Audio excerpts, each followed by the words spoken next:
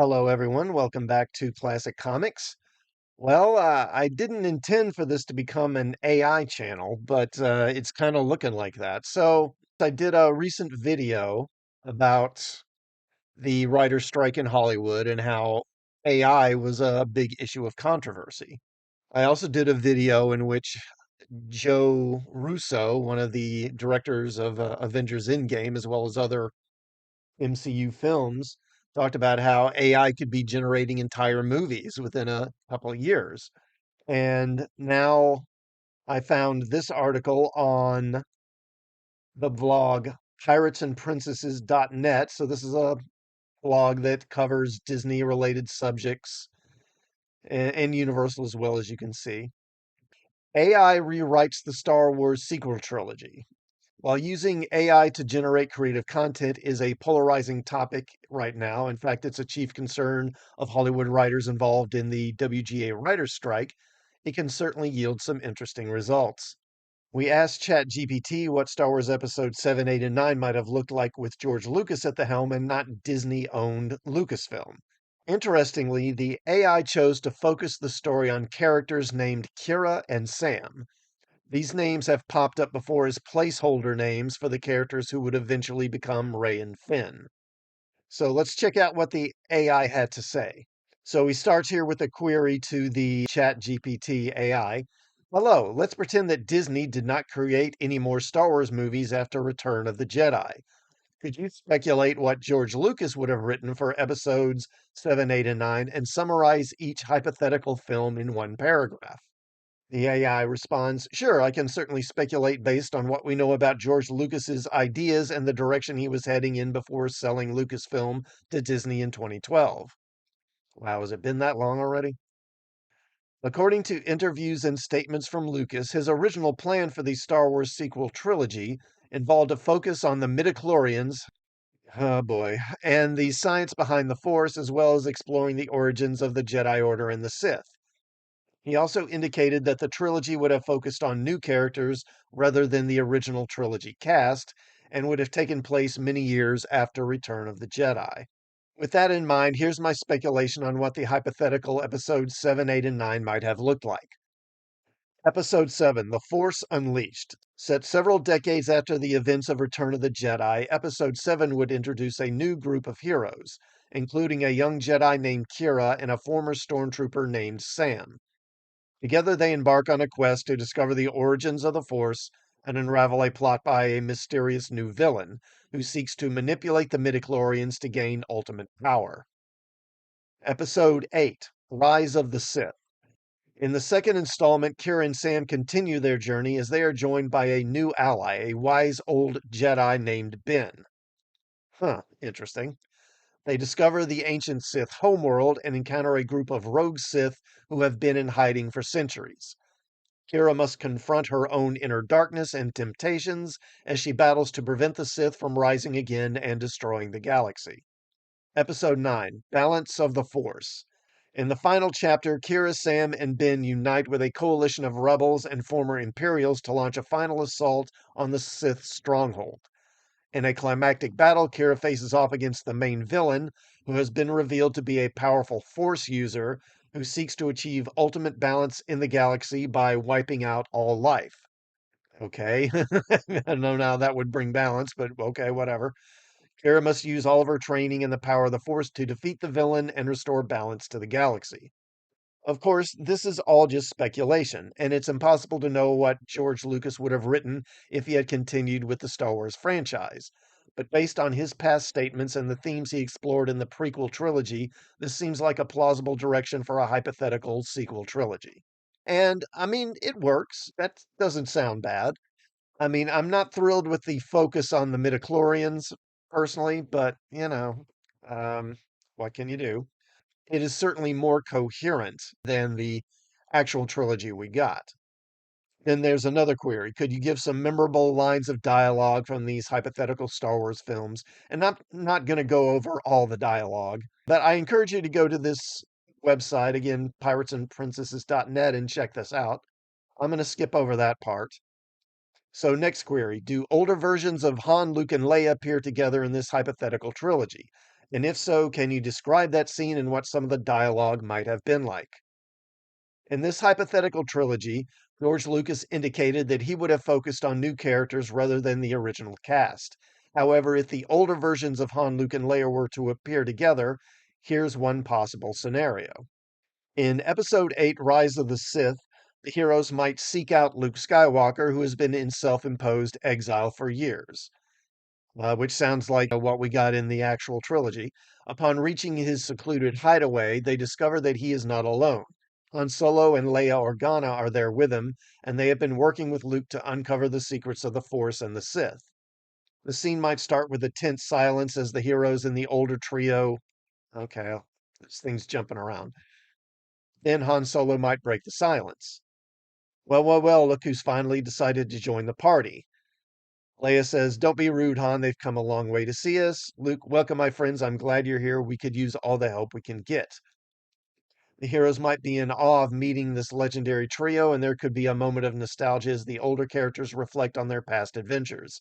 However, there might also be a sense of urgency as they realize that the new threat posed by the Sith requires all of their combined skills and knowledge. There might be a moment of solemn silence as the older characters pass on their wisdom to the new heroes, and then the group might set out on their mission together. The scene would be a powerful nod to the original trilogy while also setting up the new characters for their own adventures and battles. And then another query: who would hypothetically star in these movies based on the character descriptions and the actors that were available at the time? And the AI responds, assuming that these hypothetical Star Wars sequels were made immediately after Return of the Jedi, so presumably in the 80s, and that George Lucas had full creative control, here are my speculations on who might have starred in the films. Episode 7, for the role of Kira, a young Jedi who is the main protagonist of the film, Lucas might have cast an unknown actor, as he did with Mark Hamill in the original Star Wars. For the role of Sam, a former stormtrooper turned hero, Lucas might have considered actors like Matthew Broderick or Rob Lowe, who were popular in the 80s and had the youthful energy and charisma to carry an action adventure film. Episode 8. For the role of Ben, the wise old Jedi who joins Kira and Sam on their quest, Lucas might have looked to veteran actors like Christopher Lee or Max von Sydow, who had experience playing wise mentors in fantasy films. And of course, we got Max von Sydow in a small role in the sequel trilogy. For the role of the main Sith villain, Lucas might have considered actors like Tim Curry or Malcolm McDowell, who had a history of playing charismatic and menacing villains. Episode 9. Assuming the same actors return for their roles, Kara and Sam would have been played by the same actors as in Episode 7, with a possible addition of a young, up and coming actor for a new character.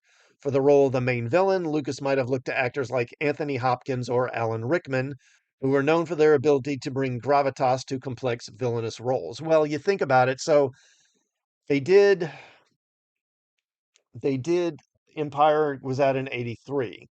So assuming he did the same thing of waiting 3 years, then you get the first installment in 86, right?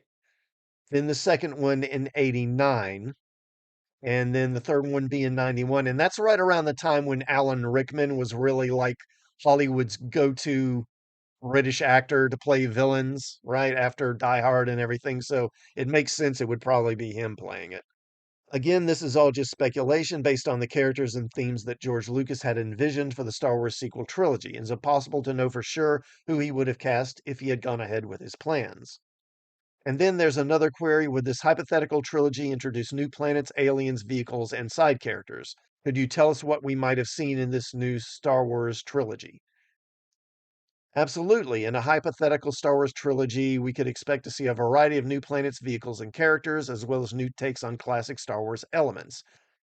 It then gives a list of planets where these stories might take place and some new alien races, new vehicles, and some side characters. I'm not going to go through them all. Again, I encourage you to go to this website and just give it a look.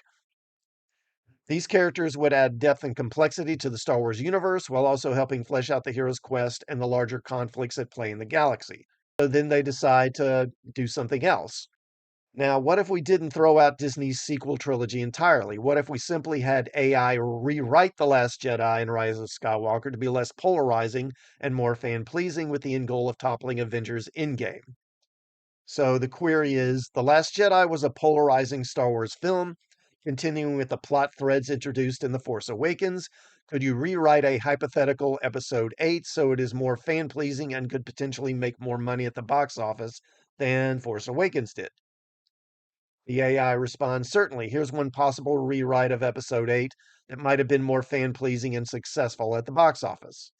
Episode 8 Rise of the New Republic. The movie picks up immediately after the events of Force Awakens. Rey has found Luke Skywalker on the hidden planet of Ahch-To and is trying to convince him to return to the fight against the First Order. Meanwhile, Finn has been rescued from the brink of death by the New Republic, who are preparing for a major assault on the First Order. The movie focuses on the battle between the New Republic and the First Order, with Rey and Finn leading the charge alongside new allies.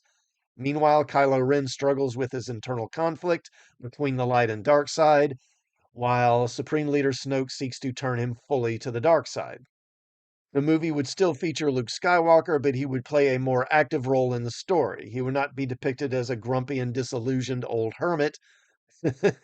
Well, the AI is definitely reading fan posts.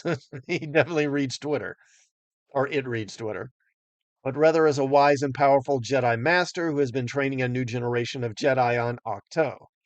When the First Order attacks the New Republic, Luke and his students join the battle, with Luke unleashing his full power and skill against the enemy. Another change would be to focus more on the original trilogy characters.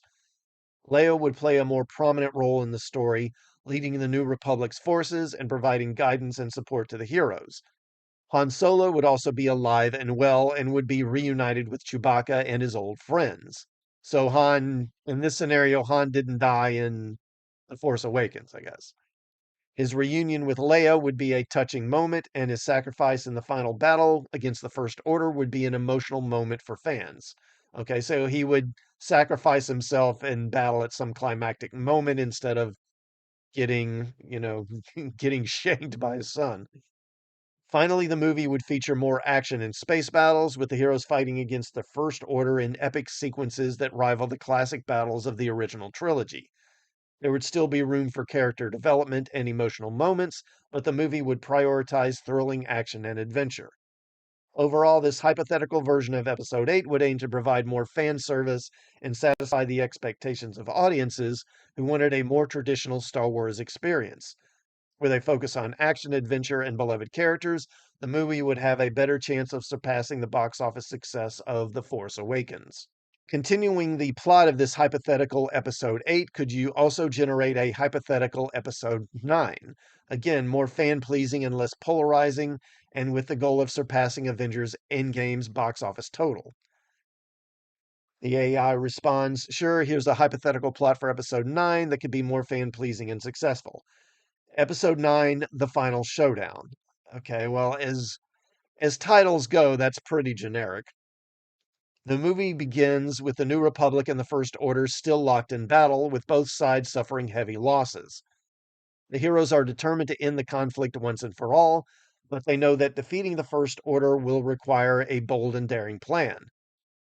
As the heroes regroup and plan their next move, they receive a message from an unexpected source, Lando Calrissian. He has discovered a secret weapon that could turn the tide of the war, and he needs their help to retrieve it. The heroes embark on a perilous journey across the galaxy, facing off against dangerous foes and obstacles along the way. They encounter new allies and old enemies and discover the true nature of the Force and its role in the fate of the galaxy. Meanwhile, Kylo Ren and Supreme Leader Snoke are locked in a power struggle, with Kylo struggling to maintain his control over the First Order and Snoke seeking to use him as a pawn in his own schemes. As their conflict comes to a head, Kylo must confront the darkness within himself and choose his own path once and for all. The movie would feature epic space battles, lightsaber duels, and thrilling action sequences, all building up to a final showdown between the heroes and the villains. The fate of the galaxy hangs in the balance, and only the strength of their bond and the power of the Force can hope to save them. To make the movie more fan pleasing, the movie would feature appearances from classic characters such as Lando Calrissian, Wedge Antilles, and Admiral Akbar, as well as fan favorite creatures like the Wookiees and Ewoks. There would also be plenty of humor and heart, as well as callbacks to classic Star Wars moments and themes. Now, here's where it gets interesting. Another query: would Palpatine somehow return in this hypothetical movie? And the AI responds, it's possible, but not necessary. Palpatine's return in The Rise of Skywalker was a controversial plot twist, and some fans felt that it undermined the established story and characters. In a hypothetical episode 9 that aimed to be more fan pleasing and less polarizing, it might be better to avoid bringing back Palpatine. Instead, the movie could focus on the conflict between the heroes and the First Order, with Kylo Ren as the primary antagonist. Kylo's struggle with the light and dark sides of the Force had been a major plot throughout the sequel trilogy, and having him as the final villain would provide a satisfying conclusion to his character's arc. That being said, if Palpatine were to make an appearance, it would need to be done in a way that makes sense within the established story and doesn't feel like a forced plot twist. No kidding. The key to making it work would be to provide a clear explanation to how he survived his apparent death in Return of the Jedi and how he fits into the current conflict. If done well, it could provide an exciting and satisfying twist for fans. That being said, it's easy to see why Hollywood writers are so afraid of the explosion of AI technology. Yeah, no kidding. A competent plot synopsis and dialogue can be generated on the fly, and some of it is actually better than what some human writers are producing. Agreed. While the WGA strike won't stop technology from marching forward, it might slow down the studio's reliance on AI to generate content. Well, I'm sure that's the plan, and I'm sure that's part of the reason why the studios are refusing to agree to that sort of thing. Because what they can do is they can do this themselves using the AI to come up with a plot, come up with characters, even some examples of dialogue, other plot elements, locations, aliens, and everything, and then even just have the AI take all this stuff and make a screenplay. Now, the screenplay would probably need work, but then they could give it to a human writer or human writers to, as the saying goes, to punch it up, to like put jokes in the right places and maybe plot twists here and there that might be a little more dramatic, that sort of thing. And of course, if they did that, the writers will probably get paid a lot less because they're just sort of contributing fairly little to the overall process, which of course is why they want to stop this stuff. And you can understand why. Anyway, I hope you found this interesting. And what do you think? Was this a good sequel trilogy? The different sequel trilogy it came up with, was that better than what we got? Were the rewritten episodes 8 and 9 better than what we got? I certainly think they are. Let me know in the comments. And while you're at it, please do sub to the channel and hit the bell for notifications. And I will see you all next time. Thanks for watching.